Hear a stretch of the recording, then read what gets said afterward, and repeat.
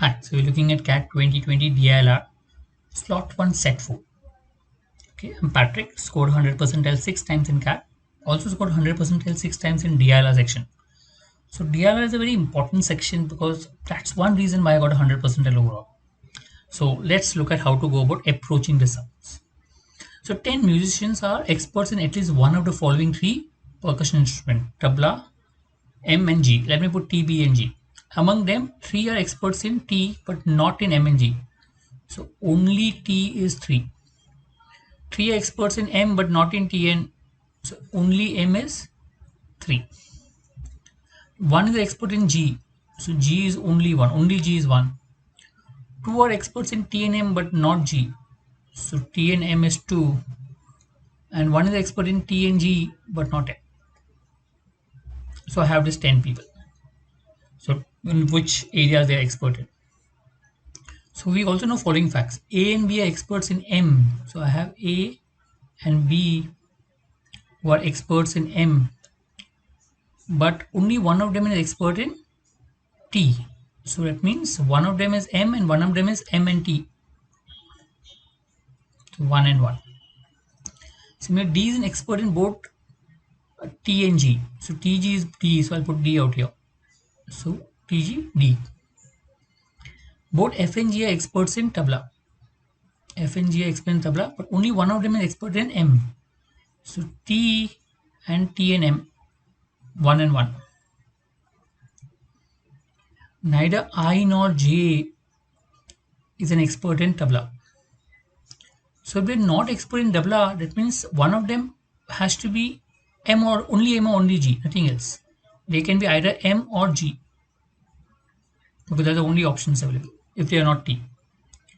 H or I are not expert in M.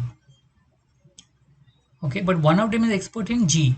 So one of them is expert in G. So I see I repeating. So I is not T, I is not M. Then I has to be the one who is G. So I has to be the one who is G. Right? If I is the one who is G, that means J can't be only G. J has to be only M. Because one of them, they can be only M or G. There's only one person, only G, which is I.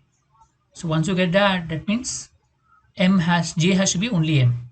So I've used this data.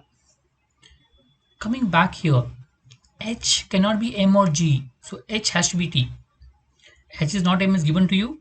And since only one of them is G, which is I, therefore H cannot be I. So H has to be T. So I've used this also. Now going to higher other aspects, A, B and F, G. Okay, they have clearly mentioned one of them is T, one of them is TM, one of them is M, one of them is TM. But we don't know the breakup and they have not given to us. Also look at what information we have not given about. We have not been given about C and E. We have no information about C and E. So there's no other information I have. So let me just start with the answer. Who among the following is definitely an expert in tabla? Okay, but not M and G. So only tabla I can get H, third option. Who among the following is definitely an expert in M? J, you directly get the answer. Which of the following pairs cannot have any musician who is expert in both T and M but not in G? Okay, if you look at T and M will be one of A and B and one of F and G. So one of these four will be T and M because T and M are two and they have to be among one of A and B and one of F and G. So A and B one of definitely, F and G one of definitely. Then F is possible, but C and E is not possible. So not they mentioned. So who is not in either of them? So C and E, or basically uh, cannot be have a musician who is in both T and M. So C and E cannot have an expert in both T and M, expert in both C and M. So third option. If C is an expert in M, now they're given conditional. So we'll try to add information out here. I'll add information out here. C is an expert in M, right? And not F. So C is an expert in not in M but not F. Now where can C be if it's an expert in M? It can't be in TM because TM has to be either AB or FG, these two people. So the only place where C can be is only M for sure. Right?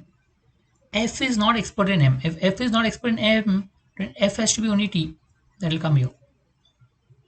That means G has to be TM. Okay, F has to be only T, so G has to be TM. Which are the three musicians who are experts in tabla but not in either M or G? That is, H and F are surely there. Look at the option with H and F. You will realize that first option. You can confirm if E is there or not. That's not an issue. Because the moment you get these information, you will realize that the only one more person is required for T. The one more person required for T cannot be A or B. The only person who can be there here is E. So automatically HF and E. Because there are already 8 people out here. 7 people out here, sorry. And from that A and B I don't know, but A and B none of them can be only T. So that means the person who can be only T has to be E extra person. From that we get the answer. So if you do systematic, it takes quickly to get the answer. It has to flow. The system has to flow.